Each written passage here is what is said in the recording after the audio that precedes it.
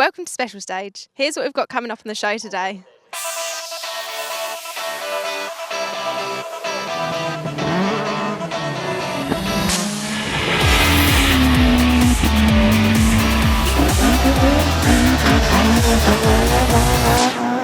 Firstly, we're here at Snetterton. Before we head out to the stages, let's take a look at who's here this weekend. The 2015 Hilton Got Volvo-sponsored centenary stages took place in perfect conditions at Snetterton Race Circuit this weekend. Robert Lowe leads the cruiserway in that Group A Impreza.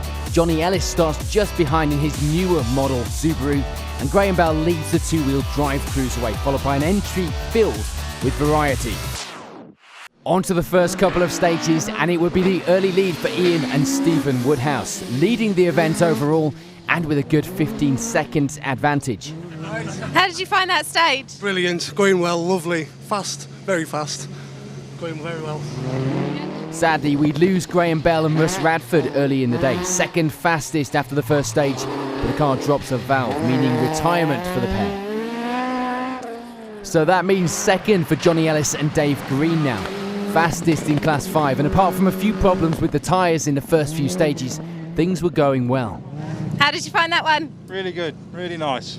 Yeah, especially the bend at the top end called Fanny is really good.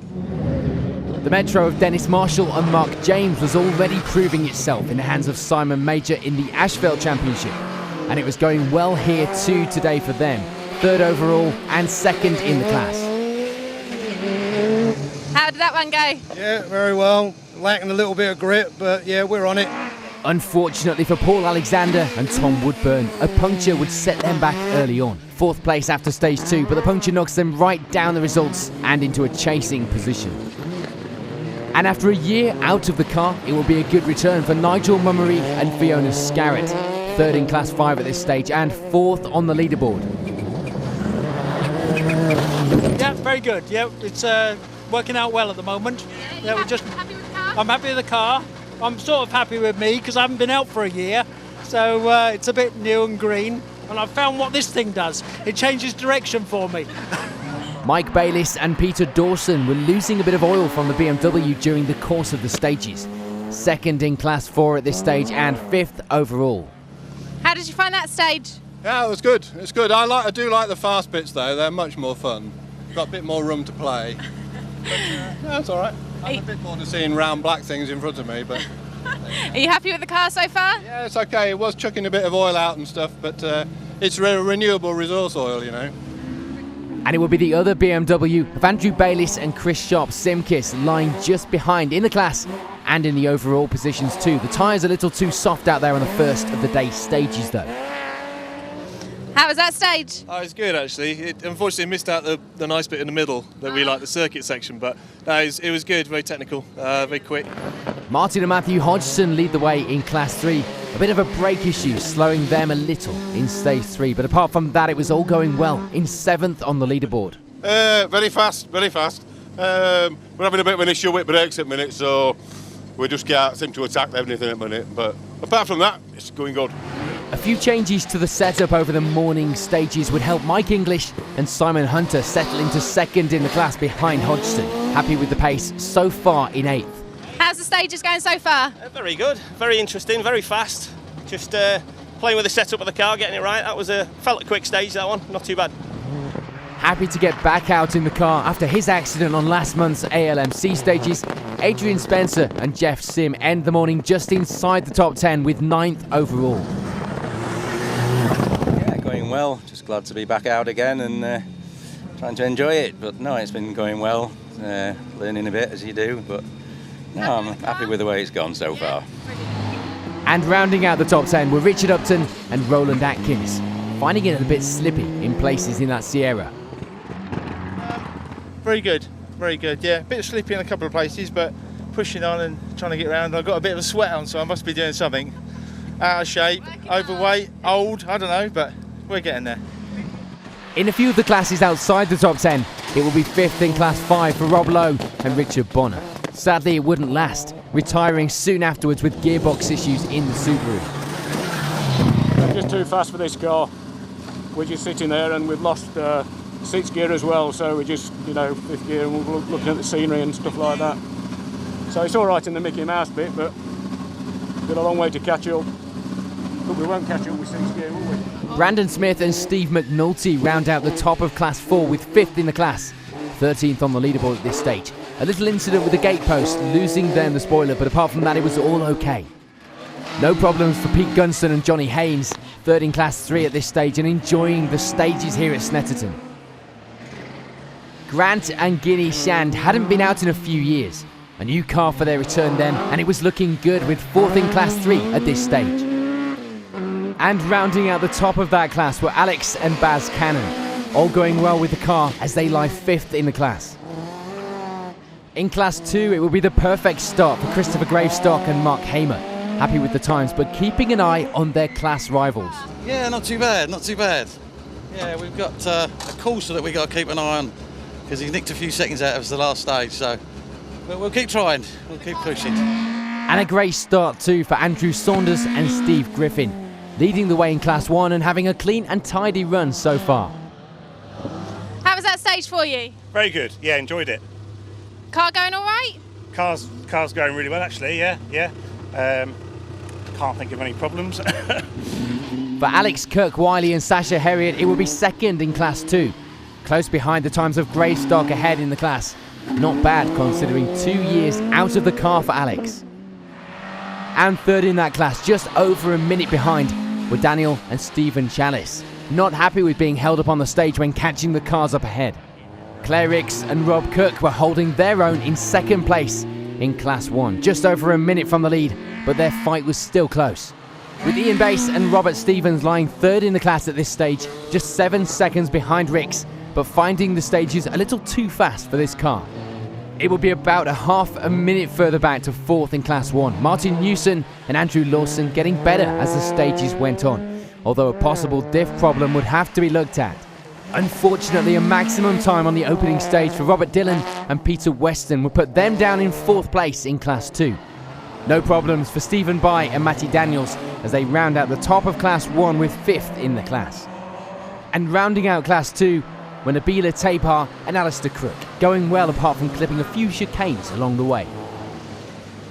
Unfortunately, we'd lose David Earthy and Ian Barnard. They break a drive shaft at the start of Stage 2, but would carry on later in the trophy rally. And unfortunately for Stephen and Jack Tilburn, there will be a range of problems in the opening stages, seeing them retire after Stage 3. So at the end of the morning's first 3 stages, the top of the results look like this.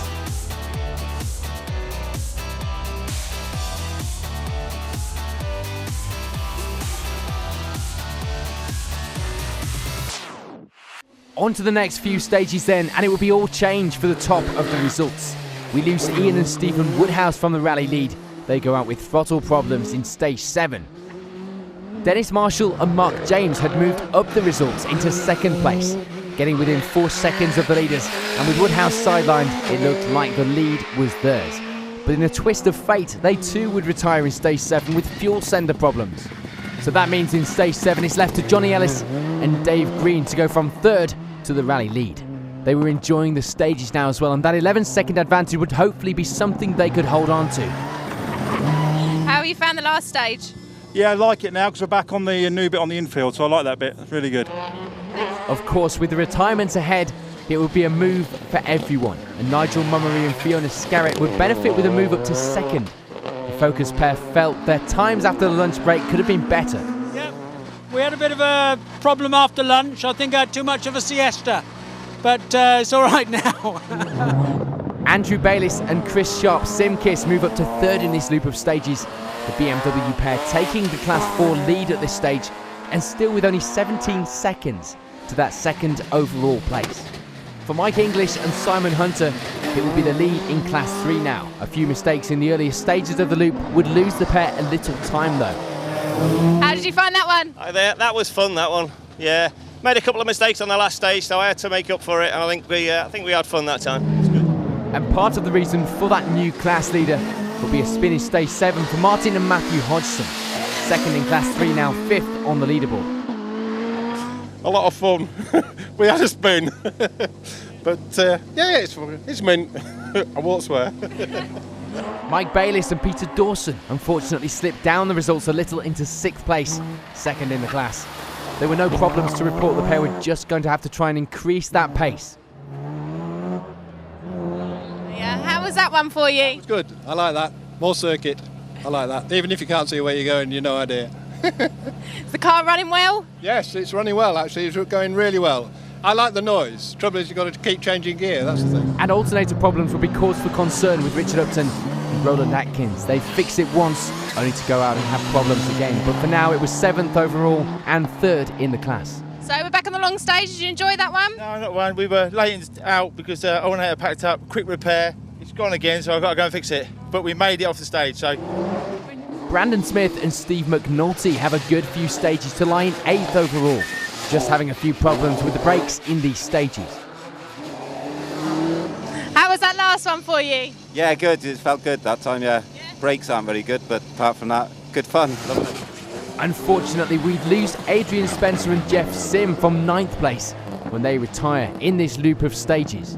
Paul Alexander and Tom Woodburn, meanwhile, start their fight back up the results after the earlier puncture. Inside the top 10 now in 9th and 3rd in the class. So we're back on the long stage. How did you find that? Yeah, it was good. Car was lovely in there, so we had some big skids and we had a few chuckles out there, so it was cool. And rounding out the top 10 were Grant and Guinea Shant, another to be having a few small brake problems, but they were enjoying themselves all the same in 4th place in Class 3. Yeah, we had a few issues with the car earlier on with brakes and one thing and another, but we've got them all sorted, so we had a clean run, good stage. In some of the classes outside the top 10 again, it will be 5th in Class 3 now for Robin Adams and Barry Marshall. Lee and Louise Earthy moved their way up the results in this loop to lie 3rd in Class 5 now. But the problem with their earlier pace is the extra tyre wear, so some new ones will be needed. Philip Rowland and Philip Woodcock have a few mechanical problems, but it will be 5th in Class 4 at this stage for the pair, in 13th on the leaderboard. No change to the class lead for Christopher Gravestock and Mark Harmer, leading the way in Class 2 and with a good advantage in that position now too. Kissed the chicane on the last one, so damaged a bit of the front suspension, but managed to fix it. Well, I didn't, but Hodgson fixed it. And no change either for Andrew Saunders and Steve Griffin, leading the way in Class 1 and themselves with a good advantage in that spot. How did you find that last stage? Yeah, good. It's hard work in this car. There's no power steering or anything, and there's quite a bit of grip. So I'm knackered at the end of every stage. But yeah, that was good. Unfortunately, we lose Alex and Baz Cannon when they retire from the results on stage 7. David and Matt Wood were getting to grips with the car now. The switch to a left-hand drive and a lot more power was tricky, but it was going well for the pair. And rounding out the top of Class 5 at this stage were Luke and Lee Birkin, 5th in the class and 22nd overall. Unfortunately, we lose Alex Kirk-Wiley and Sasha Herriot. They post a time from stage 7 that puts them 3rd in the class, but they wouldn't make it back out on the remaining stages of the day. So for Daniel and Stephen Chalice, it will be 2nd place in Class 2 now. Going better than this morning, but a ball joint problem was on their mind as they go into the final stages of the day.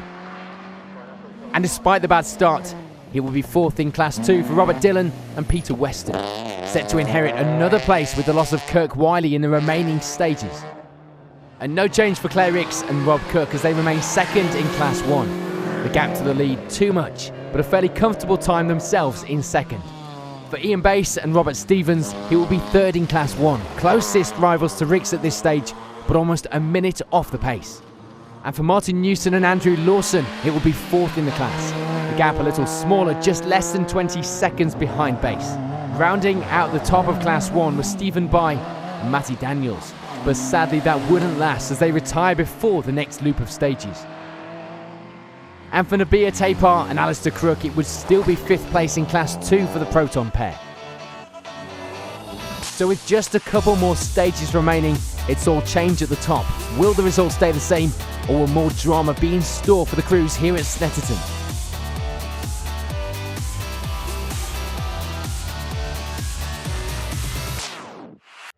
On to the final few stages then, and no change to the bottom of Class 2. Nabia Tapar and Alistair Crook coming away with 4th in that class. 38th on the leaderboard. For Aidan Brindle and Chris Sheridan, it's a last-minute move to 5th place in Class 1, finishing the day 35th overall. They may not have taken away a trophy this weekend, but there has to be a special mention for Edward and Jill Wellen, just out for fun and enjoying themselves, but with this much effort to get on TV, we couldn't disappoint. Ian Bass and Robert Stevens unfortunately slipped down a place in Class 1 to take away 4th in the class at the end of the day, 33rd on the leaderboard. It would be Martin Newson and Andrew Lawson that steal away that position from them, 3rd in the class, 32nd overall in the MG. No change though for Claire Ricks and Rob Cook. A good run all day sees them keep hold of 2nd in Class 1 and taking that position with over a minute's advantage. Daniel and Stephen Chalice unfortunately lose out on the 2nd in class that they'd held in the previous loop. 3rd place in the class was theirs though. But that means that for Robert Dillon and Peter Weston, it will be 2nd place, the maximum on run 1 that could have made all the difference. But for this weekend, it would have to be 2nd. Sean and Sam Bailey jump into the top of the Class 5 results in the final stages of the rally as they take 5th. And David and Matt Wood continue to get to grips with the left-hand drive and four-wheel drive as they end the day with 4th in Class 5 and 14th on the overall leaderboard. A great weekend in the end for Andrew Saunders and Steve Griffin. They take the Class 1 victory, and in style, with a good lead in the class as well as 13th on the overall results.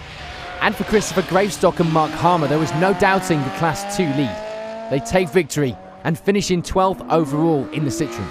Philip Rowland and Philip Woodcock finished just outside the top 10 overall with 11th, taking 3rd in Class 4 after a few small issues during the day. And Lee and Louise Earthy just managed to get themselves into the top 10 overall, keeping hold of that 3rd place in Class 5 too. No problems for Robin Adams and Barry Marshall. They take 5th in Class 3 at the end of the day, finishing just inside the top 10 in 9th overall. Grant and Guinea Shand make a good comeback after time away to take 8th overall. Good enough for 4th in class as well in the Escort. With the spoiler reattached, it will be no further problems reported for Brandon Smith and Steve McNulty. They end the rally with 7th overall and 2nd in Class 4. And it's a great comeback drive from that puncture for Paul Alexander, Tom Woodburn alongside. That means a podium finish in Class 3 as well as 6th overall. The times were good and could have seen them challenging for an overall podium had it not been for that earlier puncture. After losing the lead earlier in the day, it would have to be 2nd in Class 3 for Martin and Matthew Hodgson. A great result though, and the pair end the rally with 5th on the leaderboard. A great result too for Mike English and Simon Hunter. They reached the end of the rally with the Class 3 victory, taking 4th place overall in the process. Andrew Bayliss and Chris Sharp-Simkis couldn't have asked for a better weekend in the BMW. They take the final step on the podium and take with it the Class 4 win, fastest of the rear-wheel drive cars too. Sadly for Nigel Mummery and Fiona Scarrett, there would be nothing they could do to claim the victory this weekend. 2nd place was a good finish. The battle was close right to the end. But that means that it's a victory for Johnny Ellis and Dave Green. Maybe a little unexpected after being at the back of the podium places earlier in the day, but there was no questioning the pace from the Subaru driver here at Snetterton. So with the 2015 Hilton Gott Volvo Centenary stages complete, the results look like this.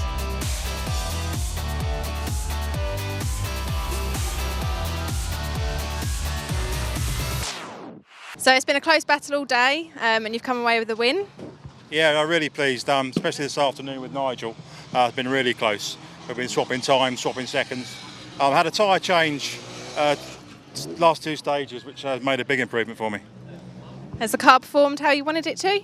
Yeah, we've had a gearbox problem all day, which we'll have to have a look at when we get home. But apart from that, it's been really good. Yeah, really good. Brilliant. Thanks very much.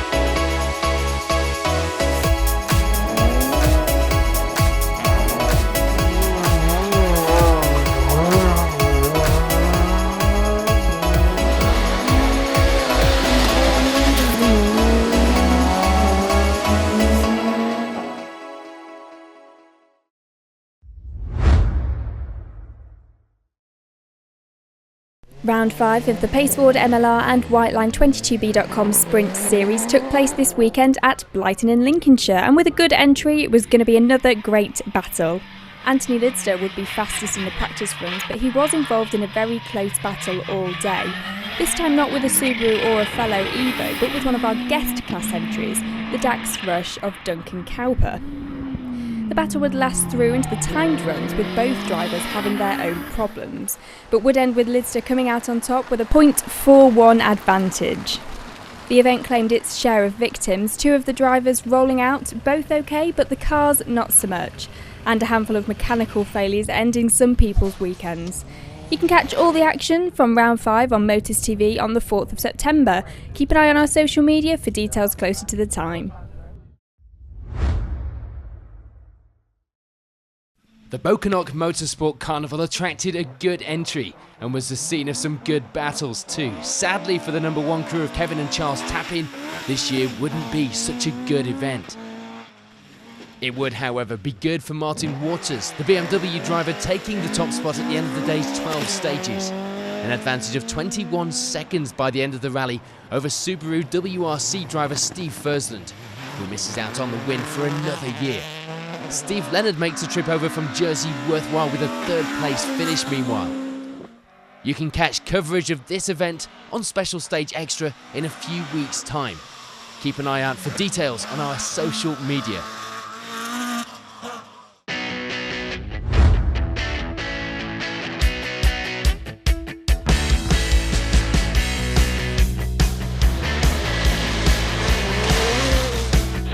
Five right flat in and 6 right continued over clear.